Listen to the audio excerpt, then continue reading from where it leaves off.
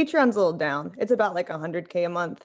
Fansly, 60,000 a month. OnlyFans, 1.2 to 3 mil a month currently. Twitch is about 80 to 100K. That was in US dollars, and that was Amouranth, the top OnlyFans creator, the top 50 creator on Twitch, and one of the hottest working people I've ever heard of. And in today's video, we're gonna discuss, judgment aside, what it really takes to make it to the top in the creator economy. Welcome to the TohirT channel. My name is Tahir, and let's do this. I bet some of you, by looking at her, decided that, yeah, that's probably just about the looks. I disagree. There are a lot of good-looking people in the world, but I highly doubt any one of them can outwork Amouranth. You're streaming what right now? I think it's the average is like 10 hours plus a day right now. Yeah. Usually 12, sometimes longer, depending on the day. Weekends usually longer because more people are online. I mean, you have to only have like an hour free per day, correct? Oh, like, not is there any free time in your day? No, not at all. I'm pretty sure I'm insane at this point, but you know, it works. It's working currently, so I'm gonna keep going with it. To make the most out of this video, I'll ask you to set the judgment aside just for now, even if you're not into people who post on OnlyFans, who model bikinis on YouTube, or who stream out of the hot tub. Yes, all those three items are a thing, but the business skills and the acumen that Caitlin, that's her real name, displays as she built up her empire across all of those platforms is inspirational and truly transferable whether you're an entrepreneur, business professional, or a creator. When she just started in the creator economy, she decided to go into the game streaming world. She leveraged her costume designer skills to cosplay as one of the characters that she would play as in those video games. That was a way for her to both tap into her creative skills as well as to tap into one of the hottest areas in the creator economy back then, video games plus streaming. As the gaming content got a little bit stale and she realized that yes, there is a way to monetize her good looks, she entered one of the most controversial areas on the Twitch streaming, the hot tub streams. Kid Lakafu, thank you for gifting 5 subs. Just making sure we're good still. Hot tub streams went through the very interesting evolution on Twitch. It went from genre that no one ever would do, whether it's a hot tub or a beach or a pool, to then being very controversial because so many people would do them, to now actually becoming a sub-genre on the listing on Twitch. And the latter part is thanks to Amouranth, because she was one of the first people who pioneered it. She did not come up with it. She was one of the first people to jump on that wave. And eventually, as she grew up, Twitch ended up with one of the top Twitch creators posting that kind of content. Their hand was a little bit forced because both the creators and the audience were really appreciating and adopting that genre. How much did people appreciate that genre? Amouranth is number 48 on the list of the top grossing Twitch creators of the past 3 years, as exhibited by the leaked reports in the recent weeks. Twitch confirming that it has suffered a massive breach. What is mind-blowing is that according to this pie chart from the beginning of this video, Twitch is not even her highest grossing platform. Amouranth expanded and diversified her income across multiple different platforms. From Twitch, she moved over to the OnlyFans, to the Patreon, to the Fansly. She continuously diversified what kind of platforms she generates her income from. And one would ask, does she just simply repost the same content all over those platforms? No. What most amazing is that she really caters to different audiences across her different platforms, and here's her content strategy. I try to change up like the theme and the production aspects and the different photography tools that I use for each one, just to make it have like a different vibe. I do post every day, like exclusive content, and I try really hard to always have something new and fun on there. I post a lot, and I'm always trying to increase the amount every month too. I wake up like around 8 and I usually don't finish until like midnight, and then I stream after that a little bit too. I know people like to make fun of OnlyFans creators with this kind of TikToks or this kind of Reels, but it is a lot of hard work to cater to different audiences across the different platforms. The amount of time she has to invest to make sure that her content is diversified enough that people have a reason to switch between different platforms, or if people predominantly use one platform versus the other, they will find home with her page on those platforms. If this sounds familiar, this is what consumer packaged goods and other media companies do day in and day out. Colgate, the most basic product. toothpaste.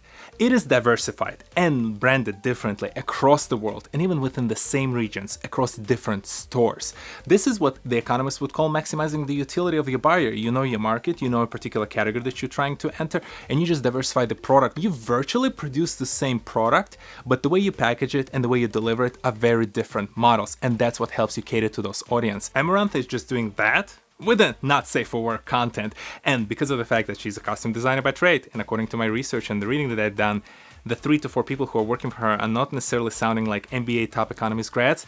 I'm confident if Amouranth ever decides to go into some sort of a business function, she'll be right at home. She clearly has a knack for it. On top of that, to generate the traffic, she has free pages pointing to her paid pages. She has like free OnlyFans page pointing her to a premium OnlyFans page. She creates real marketing funnel to get people from all the different social media onto one of those platforms and eventually into paying her a subscription fee. Ignore the kind of content that she creates if you have some sort of a judgment. Just leave it aside for a second.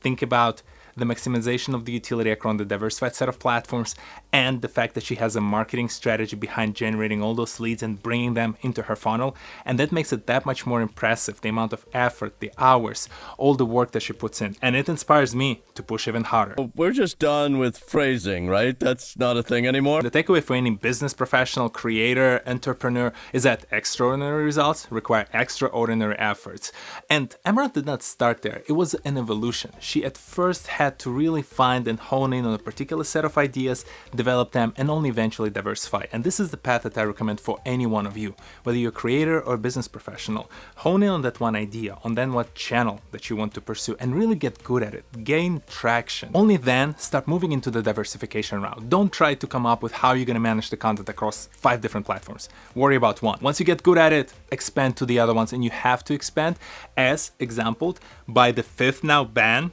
that Amouranth received on Twitch, Instagram, I think TikTok as well. She served and she already was released from under the Twitch ban. She'll eventually be released from under the Instagram and TikTok bans. That's not her first rodeo, but that is an example that at any point in time, any one of those platforms, including OnlyFans, can do a 180 on their policies that will affect your living. Last week, the website announced that it would no longer allow sexually explicit content on its platform. Good news. Amouranth would have been fine either way. Her content is not necessarily squarely in that area that OnlyFans wanted to ban, but it was a red flag. I've seen so many businesses crashed by their own platform or Google search engine optimization, changes in the policies that overnight destroyed their businesses. Amouranth, she'll be fine. OnlyFans ended up backpedaling on their policy. There are plenty of businesses out there that will happily take her on, and the best part is she can, and I guarantee you, if OnlyFans or any one of those other platforms that she's on today will decide to mess up again and change the policies that work against her channel, that woman will gain equity stake in any business and any platform that she will join, because there'll be millions of people and there'll be hundreds of creators who will follow her lead and move on with her. She's a trendsetter at this point, as she was at the beginning of her career with that hot top streaming content, and now moving into this multiple diversification set of platforms and different venues that she will pursue as the streaming and the kind of content that she creates today will get a little bit stale, and she would want to continue pursuing different other creative challenges. And that is why I'm so inspired. That is why I'm also so happy for her. She works hard. She deserves it. That was a lot of effort. There was few years of hard work to get where she is today. And this is why I also do not judge her for pushing so hard. You never know. This world is very fragile. The attitudes change, the people's tastes change, and all of a sudden you're not as successful as you used to be. So you better be getting while the getting is good. Moment of truth. Have you heard about Amouranth before? Have you?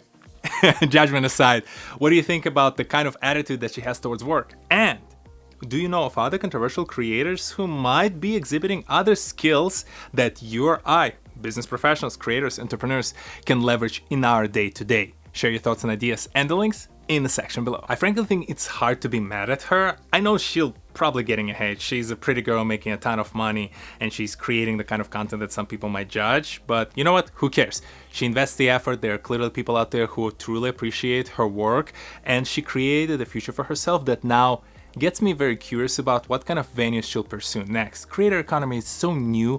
It's still in that infancy stage, that we will see so many other different products, services, platforms opening up everywhere around the world, so she'll have the opportunity to evolve multiple times over. And as for yourself, if you're thinking about your own evolution, thinking about the skills, the kind of people you would want to emulate when you're trying to pursue your dreams and career and goals, well, there are plenty of those stories on this channel, because I'm here every Saturday at 10 a.m. Eastern.